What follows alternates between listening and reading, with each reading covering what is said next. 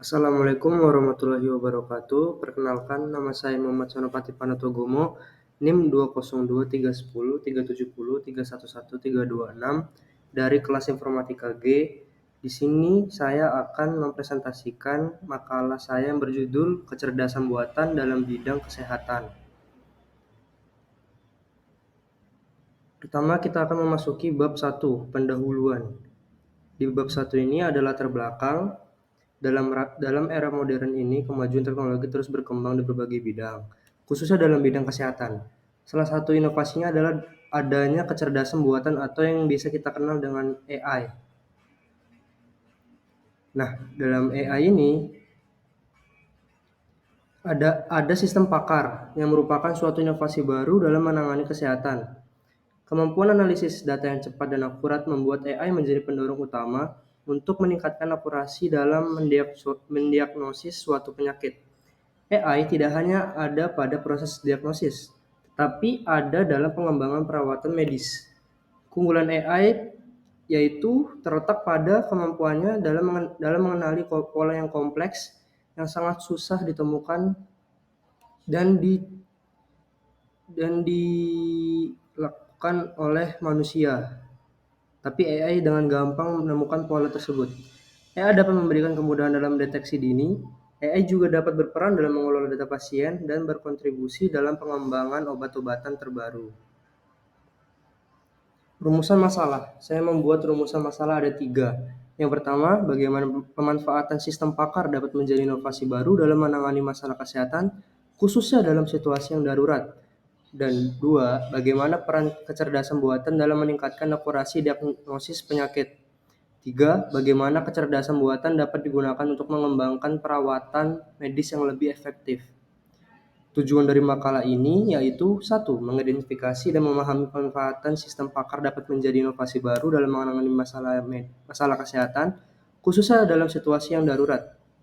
2. Menjelaskan peran kecerdasan buatan dalam meningkatkan akurasi diagnosis penyakit. 3. Mengidentifikasi dan memahami kecerdasan buatan dapat digunakan untuk mengembangkan perawatan medis yang lebih efektif. Bab 2. Kita memasuki bab 2. Di bab 2 ini pembahasan. Yang pertama yaitu pembahasan tentang pemanfaatan sistem pakar dapat menjadi inovasi baru dalam menangani masalah kesehatan. Pemanfaatan kecerdasan buatan atau sistem pakar mengembangkan pintu terobosan baru dalam menangani permasalahan dalam bidang kesehatan, terutama pada situasi yang darurat. Dengan kemampuan analisis data yang cepat dan akurat, sistem pakar mempunyai potensi yang besar dalam mendeteksi gejala penyakit serius atau kondisi medis yang darurat pada tahap awal. Ini lebih ke mengecek dulu situasi dan kondisi dari pasien. Kelebihan utama sistem pakar terletak pada kemampuannya untuk memberikan rekomendasi diagnostik yang tepat dan cepat. Dengan menggabungkan pengetahuan medis dan rekam medis pasien, sistem akan memberikan arahan kepada tenaga kesehatan untuk memberi keputusan yang akurat dan tepat. Dalam situasi yang darurat, waktu menjadi sangat penting, dan sistem pakar membantu memastikan bahwa bantuan medis datang dengan cepat di tempat yang dibutuhkan. Sistem pakar dapat mengedukasi masyarakat dengan mempersiapkan informasi medis yang akurat dan meningkatkan kesadaran akan langkah-langkah pertolongan utama kepada pasien yang terluka atau sedang mengalami kesakitan. Yang kedua, pembahasannya yaitu peran kecerdasan buatan dalam meningkatkan akurasi diagnosis penyakit. Kecerdasan buatan atau yang biasa kita sebut dengan AI memiliki kemampuan dalam memproses dan menganalisis data medis dengan kecepatan dan ketepatan yang sulit digapai oleh manusia. Algoritma cerdas yang ada dalam kecerdasan buatan mampu mengenali pola-pola yang kompleks yang berada pada data pasien.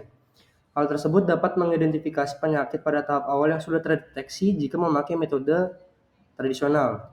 Nah, AI ini dia mempunyai teknologi dan metode yang bernama machine learning. AI dapat mengenali pola gejala penyakit yang sudah dideteksi, dan AI memberikan antisipasi yang lebih akurat mengenai perkembangan penyakitnya. Di kecerdasan buatan ini ada juga teknologi yang bernama AI-based pediatric teledermatology. Teknologi ini dapat mengubah pendekatan diagnosis penyakit kulit pada anak-anak. Dengan AI, Kita dapat mendiagnosis kanker dengan menggunakan sistem bernama Artificial Neural Networks atau disingkat dengan ANN. Hasil studi menunjukkan bahwa model ANN dengan akurasi tertinggi untuk mendiagnosis kanker payudara dengan metode dan learning vector quantization. AI juga digunakan untuk membantu dalam mendiagnosis dan memprediksi penyakit jantung dan pembuluh darah. Hal tersebut merupakan salah satu peran AI yang sangat penting dalam bidang kardiovaskular. Pembahasan yang ketiga yaitu kecerdasan buatan dalam pengembangan perawatan medis yang lebih efektif. AI dapat digunakan untuk mendiagnosis penyakit, memudahkan identifikasi dini, dan akurat melalui analisis mendalam terhadap data medis. Hal ini memberikan manfaat seperti dapat menyusun rencana perawatan yang disesuaikan kepada pasien yang dirawat, dapat meningkatkan respon terhadap pengobatan, dan mengurangi adanya efek samping terhadap obat. Kecerdasan buatan memberikan kontribusi bagi perkembangan obat-obatan terbaru. Dengan menganalisis data biomedis dalam skala besar, kecerdasan buatan dapat memprediksi khasiat dan keamanan molekul. Salah satu contoh obat yang ditemukan oleh AI yaitu obat PXT3003. Obat ini untuk mengobati penyakit yang bernama Charcot-Marie-Tooth atau disingkat CMT. Obat ini ditemukan oleh perusahaan biofarmasi Prancis Parnex. Dengan adanya AI, riset obat-obatan menjadi lebih produktif dan lebih efektif yang dapat membuat pengembangan perawatan medis menjadi lebih canggih dan lebih mudah. Kita memasuki bab 3. Bab 3 penutup. Bab ini berisi tentang kesimpulan-kesimpulan pembahasan yang telah kita jabarkan dan saya jelaskan. Kesimpulan, dalam era modern, kecerdasan buatan mengubah paradigma dalam bidang kesehatan dengan kontribusi signifikan dalam diagnosis penyakit dan pengembangan perawatan medis.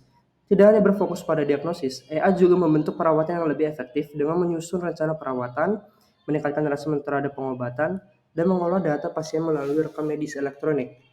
Pentingnya kecerdasan buatan juga terlihat dalam pengembangan obat-obatan terbaru, di mana analisis data biomedis besar dapat membantu memprediksi khasiat dan keamanan molekul. Hal tersebut memudahkan kita dalam mengembangkan obat-obatan terbaru. Dengan demikian, AI memberikan harapan untuk masa depan pelayanan kesehatan yang lebih canggih, akurat, dan terjangkau, dan pastinya membuat bidang kesehatan kita menjadi lebih canggih lagi dan lebih mudah dalam menangani pasien. Saya rasa itu saja yang bisa saya sampaikan. Terima kasih. Mohon maaf bila ada kesalahan dan kekurangan karena kesempurnaan hanya milik Allah Subhanahu wa taala. Terima kasih. Wassalamualaikum warahmatullahi wabarakatuh.